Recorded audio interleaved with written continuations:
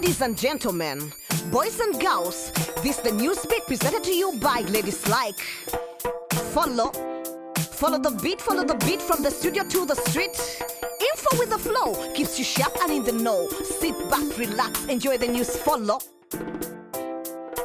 Cameroon is both an Anglophone and Francophone nation. However, the Anglophones, who make up 20% of the country's population, have for long been subjected to systematic marginalization. There have been many protests against exclusion in the Anglophone regions over the years, and last year, they started as labor strikes organized by Anglophone teachers and lawyers against government plans to scrap the English common law system for the French civil law system in the Anglo regions, and the influx of Francophone teachers in the Anglophone learning institutions. In reaction, the Cameroon government suspended all internet services to the Anglophone regions, resulting in violence and heavily affecting the city of Buea, the capital of Anglo-South province, which has been dubbed as Cameroon's Silicon Mountain because of its many successful startup businesses. The internet shutdown came after the government outlawed at least 2 groups in the Anglo region and put some of its community leaders in prison. International journalists reporting on the situation were also threatened with sanctions. G. Collins Barr, the first African winner of Google annual coding competition, was fortunate that the internet blackout was the day after the deadline for his final submission. But Miss Cameroon Julie Franklin Chegwe was not fortunate in the wake of the clampdown, as speaking her mind on the protest cost her the beauty crown. However, the shutdown has escalated rather than crushed dissent, with worldwide campaigns continuing to mushroom with the hashtag Bring Back Our Internet. Lyrical D rocks cautious rap in Liberia. Our reporter MC Loy is here with the details. Have you heard about Lyrical D from Liberia? Me, I have. He's the rap star rocking Monrovia. He begs on the city streets during daylight and drops conscious lyrics at clubs by night. Lyrical D, known as Emmanuel Dongo, was crippled in his youth by polio. His uncle couldn't afford to support him, so he had to live in a government home until he left the home to follow his dream to be a rap star on Liberia's hip-hop scene. You must ask yourself, how did he manage to be independent? Discrimination against the disabled is rampant. Without a job, Dongo struggles to be a father to his 2-year-old son who lives with his mother. So he begs on the streets to support his son. At least on stage, he feels like number one. When he started, he was mocked at street jams, but Code 146 welcomed him with open arms. It was the owner Takum J who gave him a chance, and his producer Yikes who gave him a hand. Lyrical D is having an album this year. He started from the bottom, now he's almost there. He even has a video for his song Show Love, a message telling us not to give up. Keep an ear out for rising rap star Lyrical D, who reminds us that we are more than what people see. I'm MC Loy, reporting for NewzBeat. Thank you, MC Loy, for that report.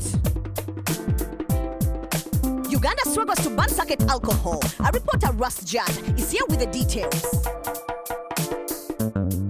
In December last year, Gulu district banned the sale of Waraji circuits. And early this year, importation, brewing and the sale of crude liquor was outlawed by Adjumani district local government. However, a directive was issued by Ameria Chambade, Uganda's trade minister, suspending the ban until 30th September. Most of Gulu's religious, political and cultural leaders in the community anonymously opposed the directive from the trade minister, saying that as much as the minister's concerned, where employment and revenue collected measures had to be taken to ensure that the youths are protected, and in Karamoja, officials have been seizing and banning Waraji circuits because of the cheap and corrosive gins, devastating effects, and the illicit liquor has destroyed families and given rise to domestic violence and caused an increase in alcohol-related diseases. A number of mayors in Wakiso district have also taken a stand and called on the government to stop licensing circuit liquor and illicit brands. Many other districts are now opposed to suspending the ban,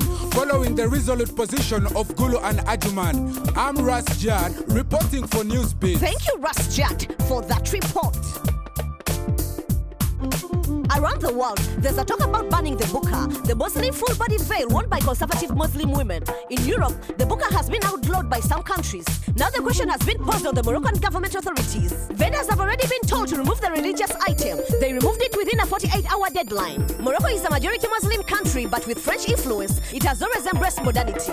Through the ban, Moroccans are telling Islamists not to go too far. By remaining partially secular, acts of extremism remain rare. Few women even wear the burqa in Morocco, but for King Mohammed VI, it meant much more. Morocco wants to promote a progressive form of Islam, more open to what is found in Afghanistan or Pakistan. The Moroccan government has not released a statement, and officials declined to comment, while opposing parties claim that the ban will bring tension, and cutting people's freedom has created harsh divisions. Some applaud it as a liberation for women, while others believe they are giving up on the Western system, but others claim the burqa was never Moroccan.